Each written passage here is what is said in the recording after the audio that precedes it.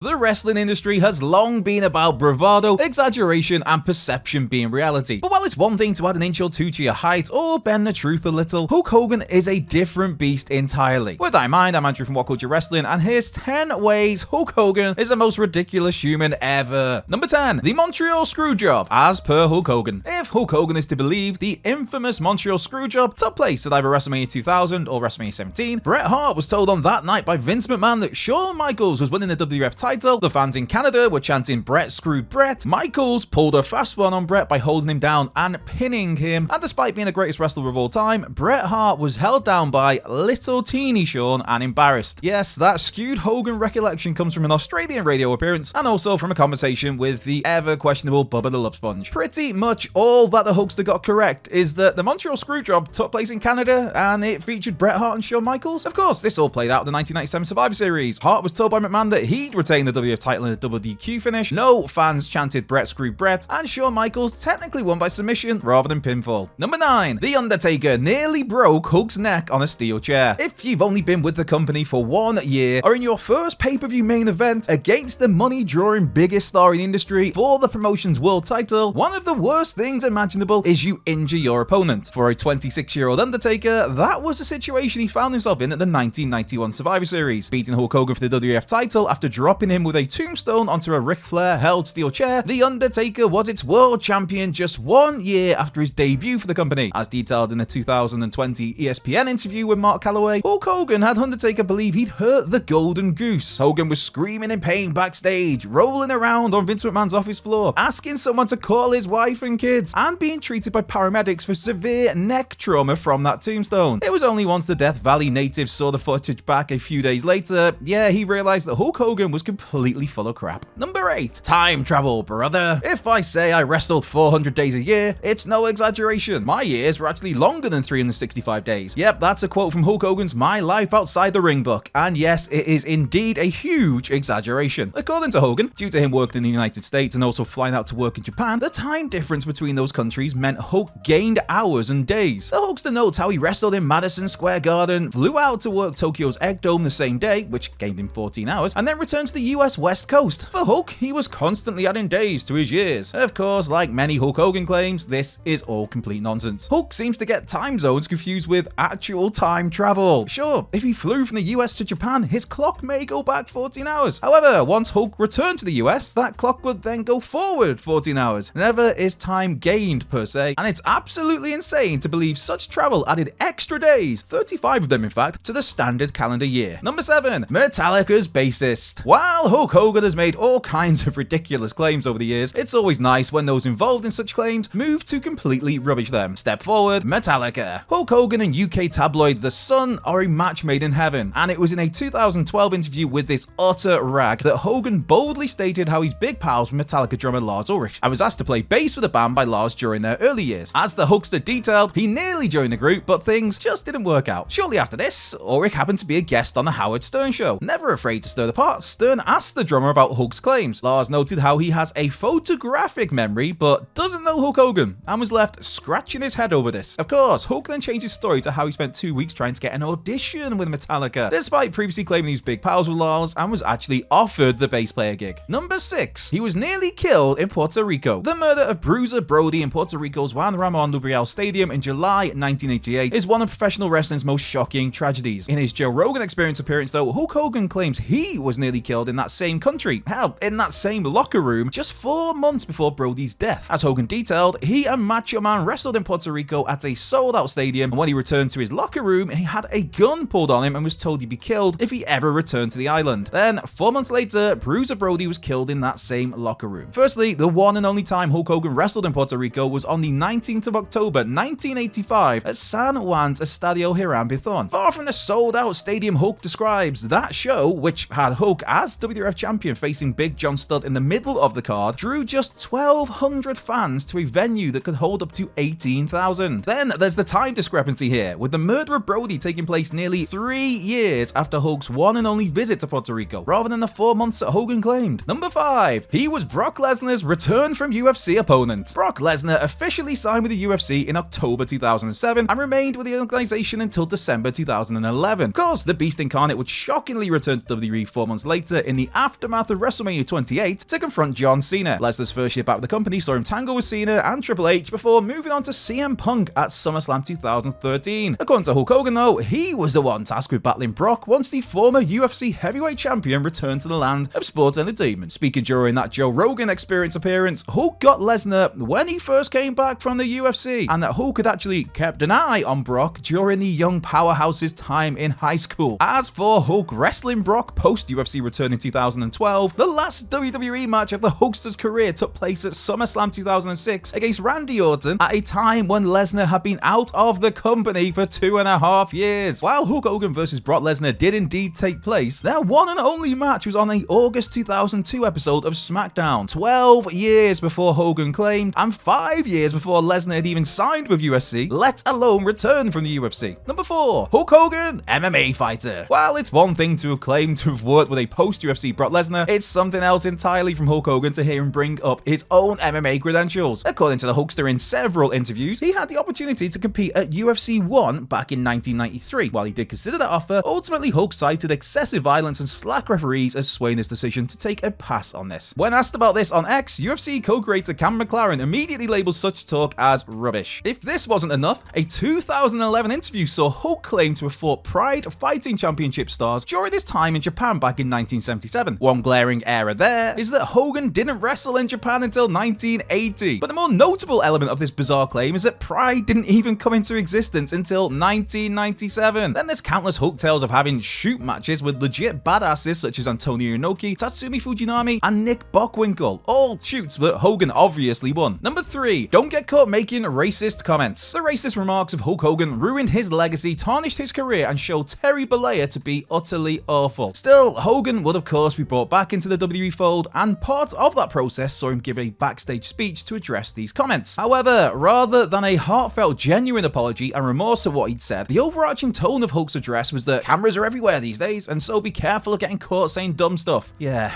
Immediately after this, New Day and Titus O'Neil were amongst those to call out Hulk Hogan for his fake apology, with Titus even stating how he had zero respect for the handling of what was not an apology. How did Hulk respond to those not accepting of his apology? Well, during an appearance on the After Chat, he said those wrestlers don't understand the bond and the brotherhood of wrestling. Yes, that is a quote. So the moral of the story from Hulk Hogan's perspective is it's fine to make horrendous racist remarks, just make sure nobody records you saying those vile words. Yeah, absolutely disgusting. Number 2, Elvis was Hulk Hogan's #1 fan. As per the Hollywood Hulk Hogan autobiography, the legendary Elvis Presley was a huge Hulkamaniac. According to Hogan, the king of rock and roll would regularly watch Hulk compete in Memphis. To have such an icon be part of your fan base, that's quite the accolade and should serve as an indicator of just how popular the Hulkster was at that point in time. Having made his in-ring debut in August 1977, it would take until May 1979 for Hulk, under his Terry Boulder name, to first work in Memphis, that being a DQ win over the Mongolian Stomper for Jerry Jarrett's Continental Wrestling Association. Was Elvis in attendance for Hogan's Memphis debut and for the rest of the big man's run with the CWA throughout the rest of the year? Not quite. In actuality, Elvis Aaron Presley passed away on the 16th of August 1977 at the age of just 42. That was 1 year and 9 months before Hulk Hogan ever wrestled in Memphis, and Elvis's passing happened just 1 week after the very first match of Hulk's career. Number 1, the Wembley Stadium death. The death of a child is absolutely tragic. So this particular story is the worst of Hulk Hogan's plentiful tall tales. As Hulk told Muscle and Health magazine in the latest telling of his story, he, Michael Jackson, and Mr. T were at Wembley Stadium doing Make-A-Wish work prior to Hogan wrestling at that venue. There, one child was in a particularly bad way, and Hulk could effectively smell death in the air. To help out this little Hulkster, Hogan had a private area fenced off at ringside so the fan and his family could watch the show. After that private area remained empty, Hulk returned to the back to be told that the child had passed away. Distraught, Hogan and his manager Jimmy Hart stayed up all night and wrote a 12-song album dedicated to the child. Due to Hart's contacts at Select Records, Simon Cowell produced this album, which topped the Billboard charts for 8 weeks, and all proceeds went to the child's family. If this was true, it would be heartbreaking, it would be a touching story for which Hulk Hogan deserves plentiful praise. Again though, this is another story with so many holes in it. Firstly, Hulk Hogan never wrestled at Wembley Stadium. In fact, the only wrestling event to take place at the original Wembley Stadium was SummerSlam 1992, which was an event headlined by Bret Hart versus Davey Boy Smith, and with Hulk Hogan not even on the card. Secondly, the album Hulk Did with the Mouth of the South came out in 1995 when the two were in WCW. It didn't hit #1 on any charts, and it only actually charted briefly on the child Billboard. Thirdly, while he did work with the then WWF in 1993, Simon Cowell has never actually once worked with Hulk Hogan. So that's 10 ways Hulk Hogan is the most ridiculous human ever. I've been Andrew Paul from What Culture Wrestling, and I'll catch you down the road.